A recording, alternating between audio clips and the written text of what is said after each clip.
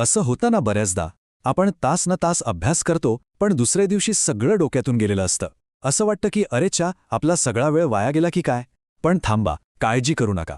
आज आपण शिकण्याची एक अशी जबरदस्त पद्धत बघणार आहोत जी आपला वेळ आणि मेहनत दोन्ही वाचवेल. आणि ही अडचण फक्त एकाची नाहीये, आपल्यापैकी कित्येकांची आहे. आपण काय करतो? पुस्तकं उघडतो, पानांच्या पानं वाचतो, रंगीबेरंगी पेनने हायलाईट करतो, पण डोक्यात काहीच जात नाही. यालाच सुडो लर्निंग किंवा आभासी शिक्षण म्हणतात. म्हणजे आपल्याला फक्त वाटत असतं की आपण शिकतोय, पण खरं तर आपण फक्त माहिती डोळ्यांखालून घालत असतो. हे वाक्य आहे एका महान शास्त्रज्ञाचं, नोबेल पारितोषिक विजेते रिचर्ड फाइनमन. ते म्हणायचे की जर तुम्ही एखादी गोष्ट सोप्या शब्दांत समजावून सांगू शकत नसाल तर ती तुम्हालाच नीट समजलेली नाही. आणि ह्या एका वाक्यातच शिकण्याचं सगळं सार दडलंय. याच साध्या तत्वावर आधारित आहे एक अशी कमाल पद्धत जी कुठल्याही अवघड विषयाला अगदी सोपं करून टाकते. चला तर मग बघूया तरी काय आहे हे फेनमन टेक्निक. एक गोष्ट लक्षात घ्या, ही काही घोकंपट्टी करायची ट्रिक नाहीये, नाही. ही आहे एखादा विषय खऱ्या अर्थाने समजून घेण्याची एक सायंटिफिक पद्धत. आणि सगळ्यात भारी गोष्ट म्हणजे ह्याच्या फक्त 4 अगदी सोप्या पायऱ्या आहेत. हो, फक्त 4. आणि हे तंत्र इतकं सोपं आहे ना की कोणीही वापरू शकतं. चला बघूया कोणते आहेत ते टप्पे. तर हे आहेत ते 4 सोपे टप्पे. स्टेप 1, निवडा आणि अभ्यास करा. स्टेप 2, लहान मुलाला शिकवा.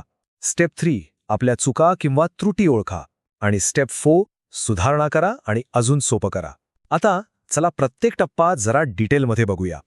ओके, तर पहिली पायरी. सुरुवात एकदम सोपी आहे. एक कोरा कागद घ्यायचा आणि जो विषय शिकायचा आहे त्याचं नाव मस्तपैकी वर लिहायचं आणि मग अभ्यास सुरू करायचा.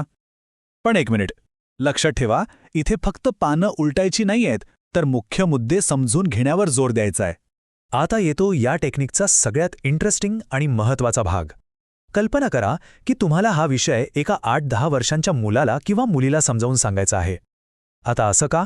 अहो सोपा आहे, कारण लहान मुलांना शिकवताना जडजड तांत्रिक शब्द नाही वापरता येत. प्रत्येक गोष्ट अगदी मुळापासून एकदम सोप्या भाषेत सांगावी लागते.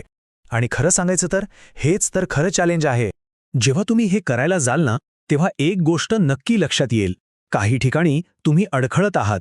काही गोष्टी समजावून सांगताना शब्दच सुचत नाहीयेत. पण घाबरायचं नाही. उलट हेच ते क्षण आहेत जे आपल्याला हवेत. कारण इथेच आपल्याला कळतं की आपली खरी समज नक्की कुठे कमी पडतीये. बरं, तर जिथे जिथे आपण अडकतो त्या जागा म्हणजे आपल्या ज्ञानातले कच्चे दुवे आहेत. त्यांना ओळखायचं. आता काय करायचं? पुन्हा पुस्तकाकडे जायचं आणि फक्त तोच भाग परत वाचायचा. तोपर्यंत वाचायचा जोपर्यंत तो भाग अगदी सहजपणे सोप्या भाषेत समजावून सांगता येत नाही. ठीक आहे, आता आपली समज एकदम पक्की झाली आहे. आता वेळ आहे फायनल टच देण्याची. आपलं ते स्पष्टीकरण पुन्हा एकदा तयार करा. त्यातले सगळे जड शब्द काढून टाका. रोजच्या जगण्यातली साधी सोपी उदाहरणं वापरा. आपलं फायनल एक्सप्लेनेशन इतकंच सोपं आणि सरळ असायला हवं की ते मोठ्याने वाचताना आपल्याला स्वतःला मजा आली पाहिजे. तर हे होते ते 4 टप्पे. सोपे आहेत ना? पण एक प्रश्न मनात नक्की आला असेल की ही पद्धत इतकी यशस्वी का आहे? म्हणजे फक्त दुसऱ्याला समजावून सांगण्याच्या क्रियेने इतका फरक कसा काय पडतो? यामागे एक भक्कम सायन्स आहे. चला बघूया. बघा, सगळ्यात पहिला फायदा म्हणजे सक्रिय सहभाग. म्हणजे काय? तर जेव्हा आपण कुणाला तरी शिकवतो तेव्हा आपला मेंदू फक्त वाचण्यापेक्षा जास्त ॲक्टिव्ह असतो. तो माहितीवर प्रक्रिया करतो. दुसरं म्हणजे पाठांतराऐवजी आकलनावर भर दिला जातो. म्हणजे आपण घोकंपट्टी नाही करत, तर विषय खोलवर जाऊन समजून घेतो.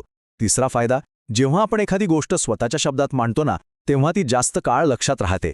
आणि शेवटचा पण सगळ्यात महत्त्वाचा फायदा, वेळेची बचत. एकदा का संकल्पना स्पष्ट झाली की झालं, पुन्हा पुन्हा तेच वाचत बसायची गरजच नाही. बरं, आता हे तंत्र कसं काम करतं हे तर कळलं. चला आता काही बोनस टिप्स बघूया ज्यामुळे याचा वापर आणखी प्रभावीपणे करता येईल. पहिली टीप, नेहमी कोऱ्या कागदावरच सुरुवात करा. यामुळे फोकस टिकून राहतो. दुसरी टीप, एखादी क्लिष्ट कल्पना असेल जी शब्दांत सांगता येत नाहीये तर तिचं चित्र काढा किंवा डायग्राम काढा. कधीकधी एक चित्र 1000 शब्दांचं काम करून जातं. आणि तिसरी, सगळ्यात महत्त्वाची टीप, काही तासांनी किंवा दुसऱ्या दिवशी पुन्हा एकदा तो विषय समजावून सांगण्याचा प्रयत्न करा. याला ॲक्टिव्ह रिकॉल म्हणतात आणि यामुळे ती माहिती मेंदूत एकदम फिट बसते. तर ही आहे फेनमन पद्धत. दिसायला अगदी साधी, सोपी, पण तेवढीच शक्तिशाली.